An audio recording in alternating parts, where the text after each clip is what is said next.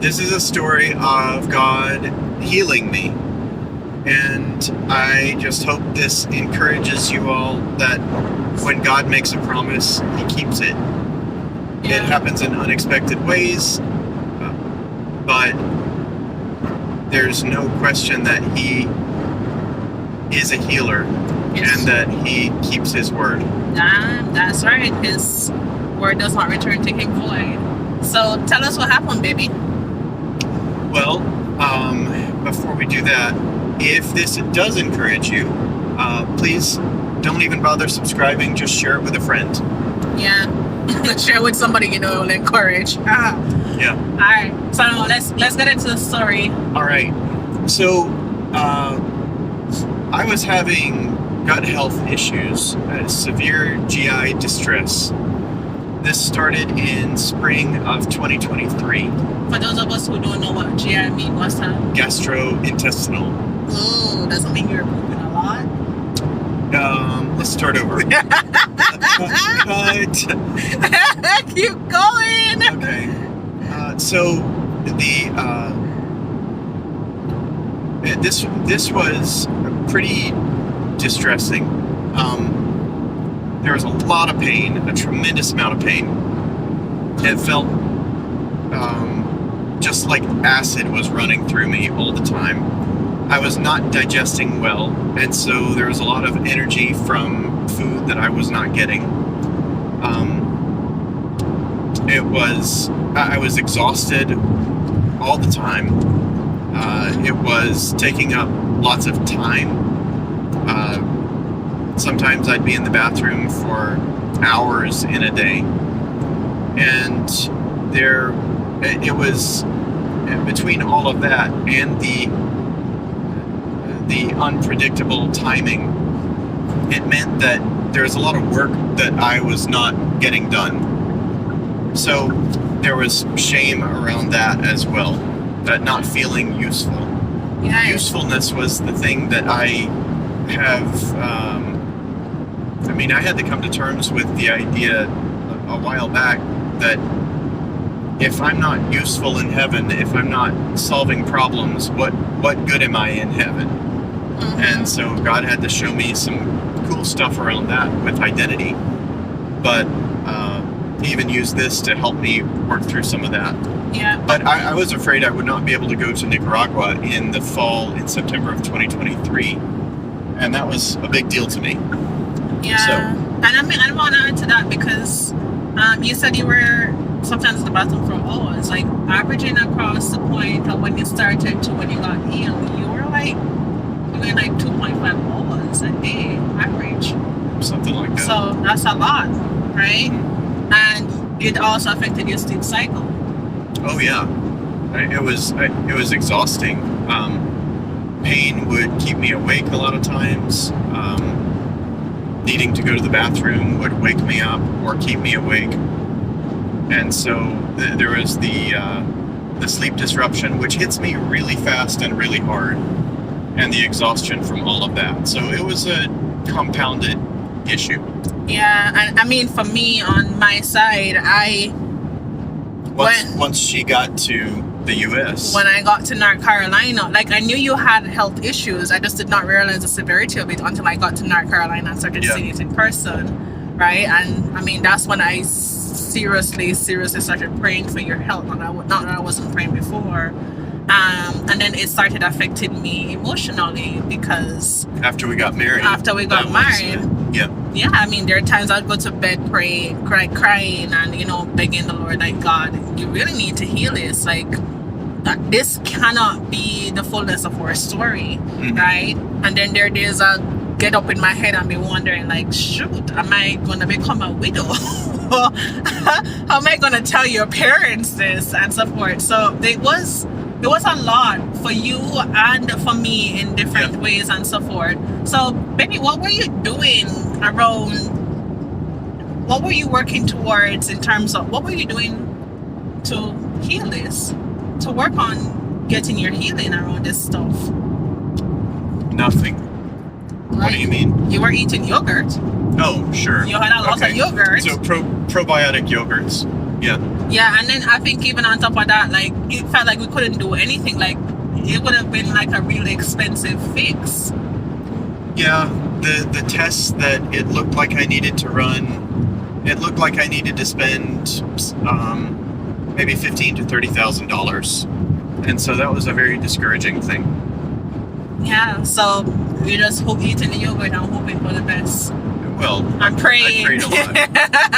And praying too. Yeah. So what changed? You're a lot louder than I am because you're closer to the phone. Okay. You're closer to the microphone. Got you.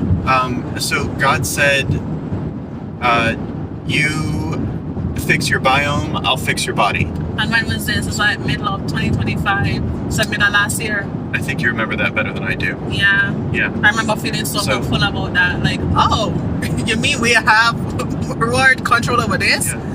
And that was a big hopeful thing for me too, because gut flora, while it is complex, like the gut biome is quite complex. The right probiotics, the right bacteria, rebalancing all of that. Like God limited my scope of responsibility there and said, okay, here's your participation. Here's what I expect you to do, and I will heal the parts that are impossible for you to deal with. So I was very grateful for that. Yeah. So God made a promise, and then what did we do about it? We didn't feel there was anything to do about it yet because it would be probably $20,000. But the testing and all that kind of stuff, I think I said that part already. And then I'm not driving anymore. We parked to do this part of the video. So then we didn't do much because I had some learned helplessness around it and some just limiting beliefs around, well, I don't think this is, we'll do it as soon as we have some money. Mm-hmm. So God told me, hey, do the research. So I did the research. And that was late this is by now, this is like late January. Okay. Right? So did the research. Shout out to Perplexity, great research assistant, great AI search engine, way better than Google, and way better than ChatGPT and Claude. And so got that done, got the supplements ordered. Turned out it was only about $140 for 2 months. But that's it. The thing is, it wasn't just about doing the research. God said go look at the price because you're that's part of the research. Expensive. That is the research. Yeah. Yeah. So yeah, we checked out, found the price, and got Jeremy started taking the supplements. Yeah. So one of them was supposed to be just hours, couple days max to see results from that. One was weeks to see results, and one was around 3 months upper limit to see some results.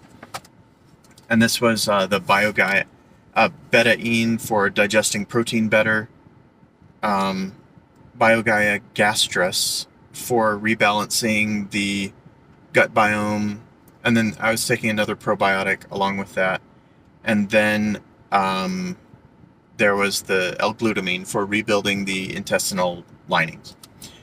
So we got those ordered, started taking those, and just nothing. The betaine and pepsin, discontinued that pretty early, probably about 2 weeks in, because it was just not doing anything. And I don't want to be taking stuff that isn't doing anything. Oh, we might be here at the Dinosaur Museum. So you see dinosaur skeletons? That's fun. So then taking all the other stuff though, and starting to get kind of discouraged. What, about 6 weeks in, something like that? So it was like mid-March now. You were getting discouraged before mid-March. Yeah. And we were sitting down one morning, and you started praying like, God, I'm taking this. I think we were waking up praying together. Yeah. It was during one of those times. Can't recommend that highly enough. that's become some of the best times in our life, is waking up and immediately praying together to start our day. It's pretty wonderful. And God said, one of these days, you're already mostly healed. Leave your phone out of the bathroom. Because if you're spending 2.5 hours a day in the bathroom, like, you got to do something. So, I said, okay. And that felt like a really big act of faith, to leave my phone out of the bathroom. Like that, oh, I really am acting like I'm healed. Okay. And from that day forward, I guess I went from about 2.5 hours a day in the bathroom, down to 5 to 10 minutes. probably 15 minutes total per day in the bathroom. It was immediately down to half an hour, and then down to probably more like 15 minutes a day in the bathroom. No, it wasn't even down to 15 minutes. I remember you went and being so shocked when Per day. Oh, Per yeah. day. Per day. So, then, and that was it. I've been mostly healed at that status since then. And some of it was not noticing, like, single-minded focus, even on something as simple as going to the bathroom. I didn't have the opportunity to notice that because I was distracting myself from pain, from, numbing, self-medicating, you could say. But when God told me to let go of that crutch, I did. And Yeah. he was telling the truth, it turns out. I think the big thing coming out of this for me, just listening to this, is asking God what to do. Like, believe, sign on the promise that he has made you, and asking him what to do. Like, if he says it, like, all right, God, I'm gonna believe it, but then you're gonna have to tell me what steps do I need to take around this thing, because it was those steps. Like, instead of leaving it up, he doesn't leave things up to us to figure out. Like, if we literally, Psalm says, trust in the Lord with all thine heart and lean not unto thine own understanding. In all your ways acknowledge him, and he will direct thy path. I mean, so God directs our path. We talk a lot about the prescription is not the diagnosis, and vice versa. When God gives us an instruction or a promise, and we start deciding we know how that's supposed to be accomplished, we're usually wrong.